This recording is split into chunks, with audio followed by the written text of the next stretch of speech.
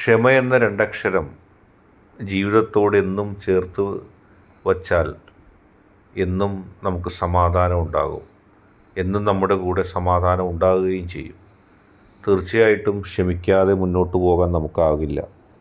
ജീവിതത്തിൽ എത്രയെത്ര പ്രതിസന്ധി ഘട്ടങ്ങളും എത്രയെത്ര ശത്രുക്കളും എത്രയെത്ര ശത്രുക്കളുടെ നിലപാടുകളും എത്രയെത്ര അവഗണനകളും എത്രയെത്ര നഷ്ടബോധങ്ങളും എത്രയെത്ര ചതികളും വഞ്ചനകളും ഒക്കെ നാം ജീവിതത്തിൽ കാണേണ്ടി വരും, നേരിടേണ്ടി വരും.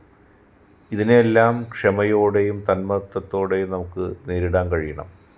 ചിലർ നമ്മളെ അനാവശ്യമായി പോലും എതിർക്കുന്നു. അത് കാണുമ്പോൾ നമുക്ക് ദേഷ്യവും സങ്കടവും ഒക്കെ തോന്നും. പക്ഷേ ക്ഷമിച്ച് നിൽക്കേണ്ടത് അത്യാവശ്യമാണ്. നല്ല നന്മ കാത്തു സൂക്ഷിക്കുന്ന നല്ല നന്മയുള്ള നിലപാടുകളുമായി മുന്നോട്ട് പോകുക. ക്ഷമ എപ്പോഴും കൂടെ ഉണ്ടാകട്ടെ. അത് വിജയം സമ്മാനിക്കുക തന്നെ ചെയ്യും.